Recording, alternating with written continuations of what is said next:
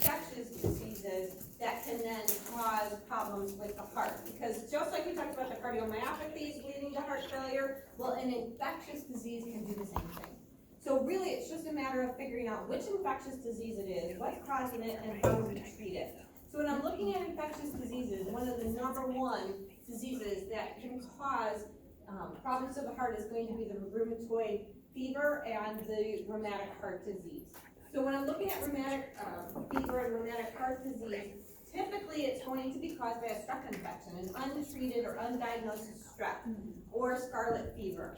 So that streptococcal pharyngitis, scarlet fever, either one of those left untreated or undiagnosed can go into the rheumatic fever, and then can go in, and if it causes heart disease from there, it can cause rheumatic heart disease. Typically, what you're going to see is 2 to 3 weeks after the infection, even if they do a course of antibiotics, if it didn't cure it, it could end up leading into this rheumatic fever. The body develops this antibody cross reaction, and it causes a collagen disease that can then deposit into the heart, into the joints, and that's what causes the underlying damage. It can affect all the layers of the heart, and it will cause scarring and thickening of the heart valves. Typically, since kids are the ones that get strep throat all the time, we see that this is more common in kids between the ages of 6 and 15. So only about 20% of first-time attacks of rheumatic fever is going to come in an adult. Typically, we see it in a child. Now, diagnosis for rheumatic fever, rheumatic heart disease is going to be based on symptoms. And in order to have this diagnosis, you either have to have 2 of the major symptoms or 1 major and 2 of the minor symptoms. So when I'm looking at major symptoms, it's going to be the symptoms of chest pain, carditis, shortness of breath, so they're going to present like congestive heart failure. They can get joint pain, multiple joint pain, which is polyarthritis. Chorea is involuntary movements to the extremities. They can present with a rash on the body, begins on the trunk. It is large macules, and it spreads in a circular, like snake appearance, usually not on the face. Or they can get subcutaneous nodules. They're painless, firm collections of collagen fibers that's over the bones of the tendons, commonly on the back of the wrist, outside of the elbow, or the front of the knees. So here's a picture of the rash. You can see that snake-like appearance. So those are the major symptoms. Now, you can have one of those major symptoms, or you can have 1 major and 2 minor symptoms. So when I'm looking at the minor symptoms, fever, cardiomegaly, tachycardia, prolonged PR interval, leukocytosis, a positive SED rate, positive strep, positive C-reactive protein, and echocardiogram diagnosis. And I'm going to show you a picture of what that would look like. So I can have 2 minor and 1 major and still get diagnosed with the rheumatic fever. Treatment-wise, bed rest. Well, the person is febrile. Teaching and prevention is going to be the biggest thing, because if we can prevent a strep infection from going into rheumatic fever, that's what really we want. So prophylactic antibiotics for invasive procedures for anybody who has ever had rheumatic fever or rheumatic heart disease. And then teaching about taking all antibiotics anytime you have an infection, especially a strep infection, in order to make sure that it is gone. So management of rheumatic fever, we need to reduce the inflammation. So aspirin is going to be the drug of choice, given at very, very high doses, so 100 milligrams per kilogram per day. With that high dose of aspirin being given, you have to watch for things like gastritis, aspirin toxicity, and Reye's syndrome. So aspirin toxicity, what do I watch for? Ringing of the ears is one of the big ones.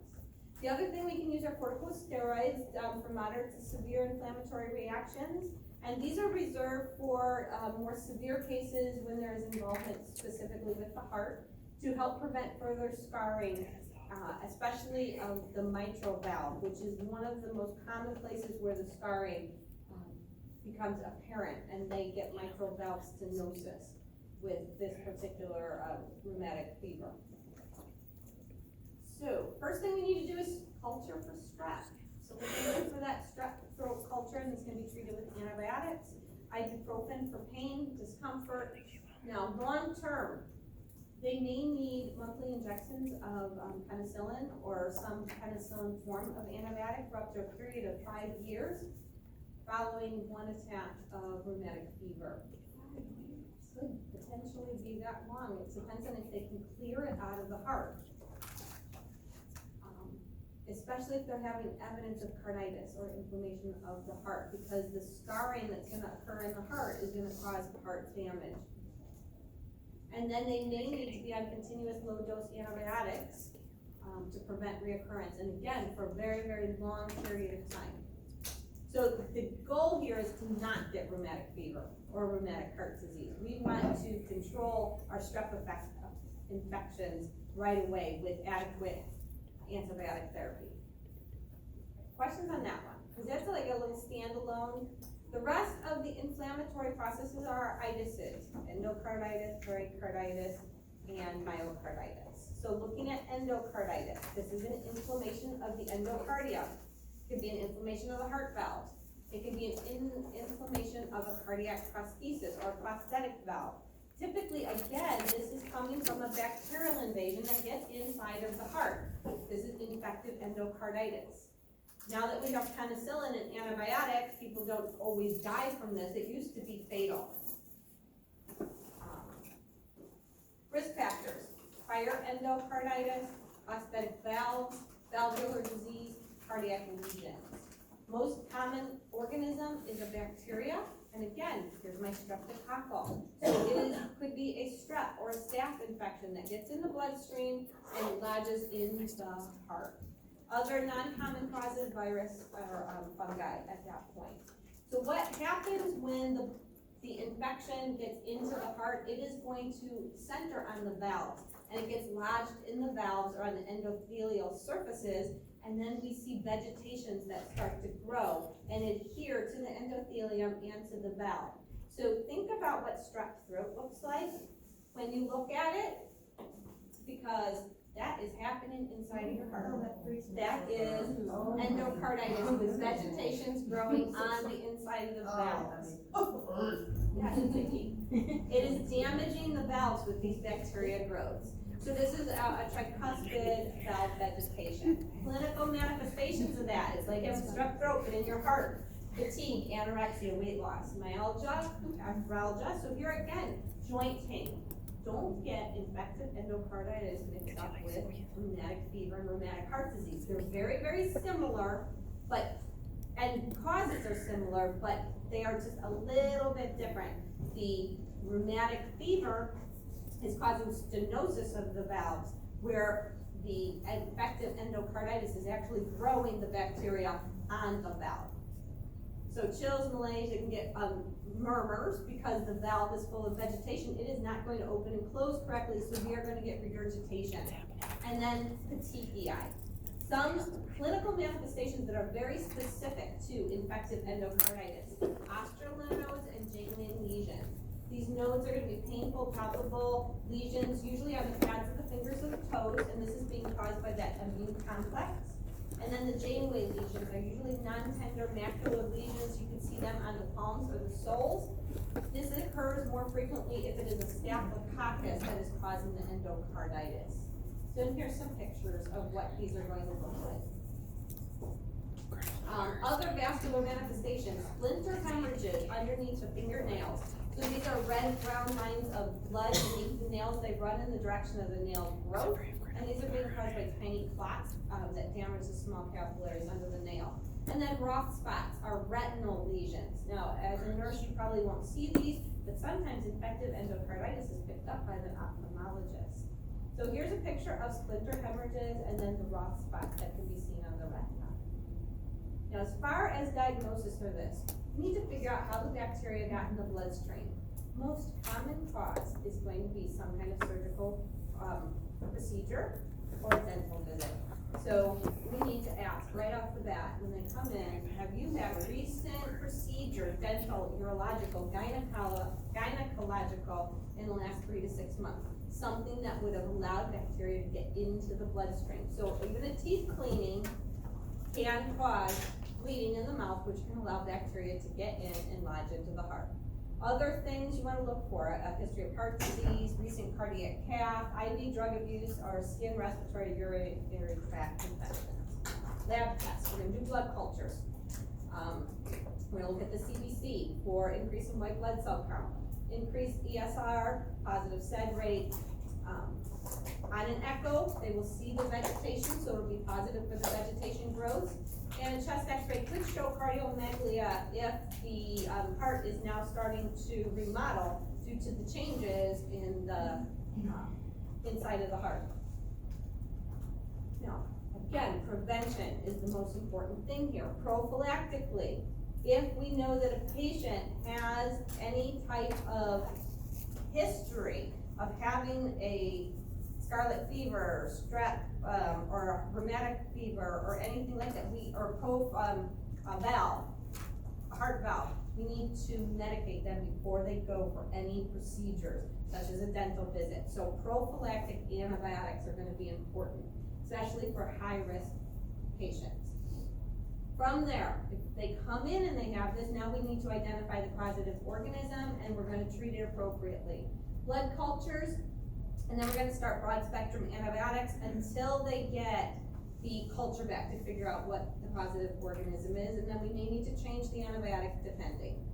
They're gonna get out the stronger of the antibiotics, so it's gonna be vancomycin or an aminoglycoside. So knowing those IV antibiotics, you need to know what to monitor for as a nurse. Peak and trough levels, what are normal, what are not normal, what kind of damage can these antibiotics cause. So those are things that we want to make sure that you know about administration. So as far as nursing, we're always going to make sure that we identify patients who are at high risk, make sure that they have a good understanding of their risk, and prophylactic antibiotic use if needed before any type of surgical procedures or dental cleaning. Then we need to teach them about the disease, treatment regimen, medication regimen. They need to avoid people who have underlying infections. They definitely do not need to become sicker. Avoid stress and fatigue, rest, hygiene, and nutrition are gonna all be important. Our biggest complications of endocarditis is if a piece of vegetation breaks off, travels through the bloodstream, it can lodge as an embolus. So we need to think about stroke. We need to think about embolus to the lungs, so a PE. We need to think about emboli to the kidneys, because it can break off and lodge anywhere. So make sure that you can recognize what an organ is like if it is having a lack of blood supply, which means an embolism in any area. Do you know what a PE is gonna look like, what a stroke looks like? What if they have mesenteric emboli, which is emboli to the gut? What would that look like? Make sure that you can recognize those symptoms. Other things that can happen, low cardiogenic shock. So now this is a very low output, this is very severe heart failures, cardiac tamponades, and then of course the strokes that I just talked about. Questions on that one? What causes? All right, next one, myocarditis. This is a inflammation of the muscle layer of the heart. This can be focal or it can be very diffuse throughout the entire heart, and is usually caused by a virus. So this is the most common cause in the United States. So the Epstein-Barr virus is responsible for a lot of myocarditis. There are other forms. There can also be a form that's caused by radiation therapy and environmental toxins, and then our cytotoxic drugs, such as the chemotherapy. What you're seeing is pictures of what the myocarditis does. The virus gets in, it damages the heart muscle. Heart muscle never heals the way it heals as fibrous scar tissue. So when you're looking here, you're seeing the fibrous scar tissue all over the heart, and that is going to leave the heart not able to contract and expand how it normally should. It can also impair the electrical conduction system. So under a microscope, what you see are the normal myocardial fibrils, but once you get that inflammatory process in there because of the virus, now we've got a lot of healed fibrous areas. They're not going to contract and expand the way that they should. So what we're going to see is the same kind of symptoms we heard with heart failure, dyspnea, fatigue. They can have fever, chest pain, lymphadenopathy, and then our signs and symptoms of heart failure. Viral titers, we can do CBC, ESR, cardiac enzymes. Bottom line is they may need to do an endocardial biopsy to take a look at this under the microscope to see what's going on with the muscle. Now, collaborative care for this, we have to rest this heart. Bed rest for cardiomyopathy, or bed rest for myocarditis, modified bed rest up to 6 months for these patients. Strengthening activity is not recommended until the heart is almost fully healed or in its recovery period. Low sodium diets, managing any signs and symptoms of heart failure, antibiotics if it's caused by a bacteria. Most of the time you're too late for antivirals by the time it's actually diagnosed. Oxygen if needed. They do have some controversial therapy and immunoglobulins, things like that. That would really be up to the severity of the case and whether or not they think it would be beneficial for the patient. Basically, it is supportive therapy for the symptoms of heart failure. So we're thinking about our diuretics, our nitrates, our digoxin, any of those drugs we've already talked about for congestive heart failure could potentially be used here. If the cardiac dysfunction is very, very severe and our cardiac output drops, they may need to be on inotropic agents like milorone to support the blood pressure through the acute phase of the myocarditis. They may also need ACE inhibitors if tolerated at that point in time. We're going to monitor these patients at periods of 1 to 3 months until they have a gradual return of physical activity. And then from there, we're always going to have to monitor for decreased cardiac output and signs and symptoms of heart failure, because while the heart maybe has recovered and the virus is gone, we still have the areas of scar tissue that's never going to contract and expand the way that it should. So good teaching is going to be important for these patients. Questions on that one? Pericarditis. We've talked about pericarditis following the MI as a complication. Pericarditis can also occur on its own. So it could be idiopathic, meaning that even there's no underlying cause that is easily identifiable. Usually occurring in men ages 20 to 50. Viral infection is one of the more common causes of pericarditis, and again, bacterial can also be a cause. Radiation therapy can lead to pericarditis. So what is happening here is this is an inflammation of the sac surrounding the heart. So the two layers become inflamed, and when they do, they grate against each other as the heart is contracting and expanding, and we get the pleural friction rub that you're going to hear. And usually this is because there is a organized colony of either the virus or the bacteria causing the inflammatory process to occur between those linings of the heart. We could, at that point in time, inflammatory process, redness, heat, pain, swelling, capillaries become leaky, fluid leaks in. We end up with an accumulation of fluid around the heart. It can be purulent, it can be serous, and it is going to prevent the heart from contracting and expanding the way it should. It can also, as the fluid increases, exert the pressure on the heart, so then the heart is not able to fill, which could lead to cardiac tamponade. It can lead to circulatory collapse at that point. There are two different kinds. We have the acute kind and we have a chronic kind. So with the acute pericarditis with effusion, this is a rapid buildup of fluid. It's an emergency situation. Can lead to that cardiac tamponade, which is the stopping of the heart because of the fluid, can't pump against it. We have to drain that fluid off, which is the pericardiocentesis. Now, in a chronic form of pericarditis, what you see is that the pericardial sac just chronically becomes thicker, thicker, thicker, and now we just have this sac that is restricting the movement of the heart, and this is what we call constrictive pericarditis. Most commonly, this one is caused by TB. So eventually, over time, with the tuberculosis virus, it is going to cause this chronic scarring of the pericardium. So some things we can do. We got the inflammation, we have the normal pericardium, and then with the pericardial effusion, we have to draw that fluid off.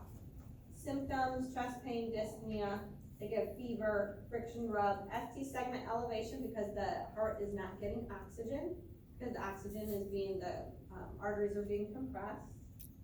Ooh, some signs. Inspiratory jugular vein distension is called the Kussmaul sign. So we have heard Kussmaul before with Kussmaul breathing. This helps you to remember that the Kussmaul sign is jugular vein distension that occurs with breathing. So what happens? You take a deep breath, your chest cavity fills with air with pressure on the heart. The heart already has pressure with the pericardial effusion, so it squeezes the heart. When it squeezes the heart more, blood pumps backwards and the jugular vein cannot fill the heart. So you're gonna see, like, think about it as like squeezing a bottle of ketchup. The ketchup, you know, it's going back up into the jugular artery. So every time they take a breath, you're gonna see inspiratory jugular vein distension. This is called the Kussmaul's sign. Don't forget that Kussmaul breathing, Kussmaul sign are two different things. Signs of heart failure, and then your signs of cardiac tamponade. So tamponade, this is going to be an emergency situation. You're gonna see your sign card: hypoxia, confusion, agitation, restlessness, tachycardia, tachypnea, narrowing pulse pressures, and then pulsus paradoxus, which is the systolic blood pressure decrease with inspiration. You can see the Kussmaul sign at this point, muffled heart tones, and then jugular vein distension will get worse and worse at this point. Definitely drop in blood pressure. Treatment. Underlying treatment, we need to treat the underlying cause. So if it is a bacteria, we're gonna give antibiotics, probably nothing with a virus. Bed rest, anti-inflammatory drugs in large amounts, high dose aspirin or ibuprofen. Let's see, steroids can be used. If it is an acute pericarditis, they're gonna have to do the pericardial stentesis and draw off the fluid. Now, for chronic pericarditis, they can do a pericardectomy, which is going to be the removal of part or all of the pericardia. Make sure you know the teaching and positioning for a patient for pericardial stentesis in order to drain the fluid off of the heart. Patient is supine with the head of the bed raised 30 to 40 degrees, and then anatomically the needle is going to be inserted through the fifth intercostal space, left sternal border, and then they're going to draw fluid from there. Most of the time it's being done with the fluoroscopy in the cath lab. They can do it at the bedside with endo. They have to have some kind of fluoroscopy at the bedside in order to be able to see. If the fluid is too thick to be drained with a needle, now they're gonna have to take them for surgery, and they can do a pericardial window, which is gonna open up a piece of the pericardium to get that really thick, purulent fluid out. Now, if they do go for a pericardial window, they're gonna come back with a chest tube. So again, knowing how to what you need to do with a chest tube is gonna be important as well. Or a chest tube that is actually draining the heart, which is a pericardial chest tube. So we need to monitor for any complications following that, which is the biggest complication is going to be a collapsed lung. So here's pictures of the needle aspiration for the pericardial stentesis, as well as the creation of the pericardial window surgically. Last thing would be chronic pericardectomy. That's removal of the portion of the pericardium. More invasive than just a window. It's a bigger piece that is coming out. And that's going to allow for the heart to contract and expand against the very, very rigid pericardium, usually due to somebody with TB. Questions on this one? I gave you a picture. Recovery, pretty much everything that we talked about recovery-wise, post-open heart, same idea with the pericardectomy.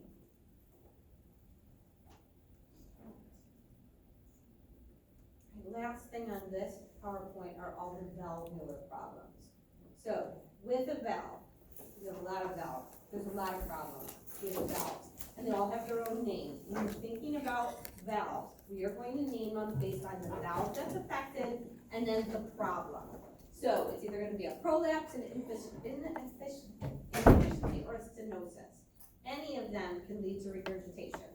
So if I have a prolapse, all this is saying is that the valve is bulging or prolapsing upward. If it's insufficient, the AV valves are not closing enough to prevent the backflow into the atrium.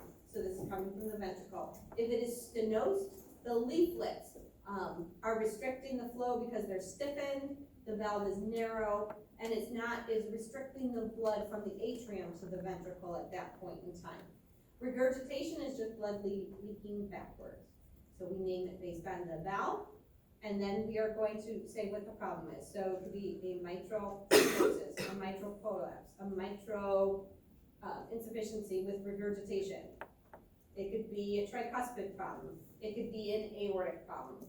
On the severity of problems, the most severe is usually something involving the aorta.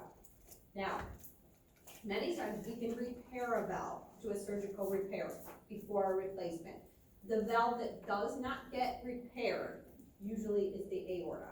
They've been doing some minor repairs and you have to meet a certain set of criteria, but most likely, if there is an aortic problem, that needs to be replaced as far as a valve because of the high pressure that the aorta is under. The other thing with aortic stenosis, or pretty much with stenosis, if we have a stenosis valve there, the heart has to push against a large force to get that blood out. We are never going to use drugs that are going to decrease the blood pressure with aortic stenosis because we need blood pressure, we need that force. So that's just a couple things to keep in mind when you're thinking about valves. So I'm not going to go through all of these. I'm going to show you this because this is part of the stuff that you can read on your own. I went through every valve problem. Now, you do not need to know every single valve problem. Do you like the mitral valve stenosis? It looks like a fish. It's actually, it's called a fish mouth opening, so that's why the picture is there. So there is clinical manifestations of every single type of valve problem, stenosis, insufficiency, regurgitation, and the treatment for it. What I really want you to know, once you look that over, is your repairs and replacements. Because if I'm gonna talk about a valve repair, I can do in cath lab, they can go in and do like a plastic here and they can use a ring to repair the valve itself. So this is just a picture of the damaged leaflet and how they can put this ring in and suture it in to help hold the valve in place. Now, if they're not candidates for this, or the valve is too severely damaged, or it's like the aortic valve and we need a replacement, now we need to think about opening up the heart and actually putting in a new valve. So valves are either going to be mechanical or biological. A mechanical valve is the most durable, longest lasting versus the biological. But the disadvantage is that you have to be on long-term anticoagulant therapy with a mechanical valve. So for a young person, especially a young female, that could present a problem, especially if she's of childbearing age, because you can't be on anticoagulant therapy and have a baby. So pregnancy is contraindicated for that. So we need to think about the choice of the valve that they're making. A biologic valve is either going to be bovine or human donor, are some of the common ones. These are free from long-term anticoagulant use. They're more useful in smaller patients because they have smaller aortic roots. Now they're less durable. They are going to disintegrate faster. So typically you're going to need another valve replacement in 7 to 10 years because they also tend to calcify on their leaflets. So really the choice of valve depends on the patient and depends on the circumstance. So I did give you some pictures of the different types of mechanical valves and then the different types of biological valves. Now, in a valve replacement, the person is essentially going for open heart surgery in order to replace the valve. I gave you information about it, but post-op recovery is going to be the same. So go back to your post-op recovery from open heart surgery because that's all the teaching that you're going to do. So I probably said that like 3 times now. You probably need to know post-op recovery from an open heart surgery process. They can do TEEs before they, as they're monitoring valves. So TEEs are going to be one of the more useful echocardiograms to verify valves and how a new valve is functioning. Pacer wires they're gonna come back with their pacer wires, just in case, and then of course the chest tube. Chest tube pacer wire can stay about 36 hours after the valve surgery, just like in the open heart. Most common complication following any valve surgery is an electrical conduction problem, usually a heart block. So they're always going to have those pacer wires, and if the problem continues, they may need to end up with a pacemaker. It's about a 4-day stay for a valve replacement is what I have on here. And then here's all the information on post-op patient teaching, the same way that you can use that over additional teaching. When they go home, low fat, low sodium diet. If you have a mechanical valve, they're going to be on anticoagulants. From the rest of their life, anytime that they have a valve, they have to have prophylactic antibiotics prior to any dental or invasive surgery procedure. So gynecological procedures as well for women. 3 months recovery from a valve replacement, no heavy lifting, 4 to 6 months. Avoid getting hit to the sternum. They're gonna also be sent to cardiac rehab, so everything that you learned about cardiac rehab applies to somebody post-valve surgery. And then replacement valves or reconstruction of valves, these can also be done via cath lab. There are some minimally invasive catheter type therapy clip systems that can be put in to help augment problems with valves as well. So that is that whole PowerPoint. That is next week's lecture. I've actually already done. You have a voice lecture on it. You can look over the PowerPoint again. I released everything all the way through to peripheral vascular system, which is what we do after we come back from the class. So no class next week. The 28th, you have your exam, and then we'll do peripheral vascular. And then we're almost done with, and then I guess we're done with our. How are you getting into them? Dude, these don't clean. I think it's because I got that like special coating over. So rain and like you're not supposed to get them wet at all. And I think they got rained on. It doesn't clean off. So gas station? Yeah, I don't have any. I just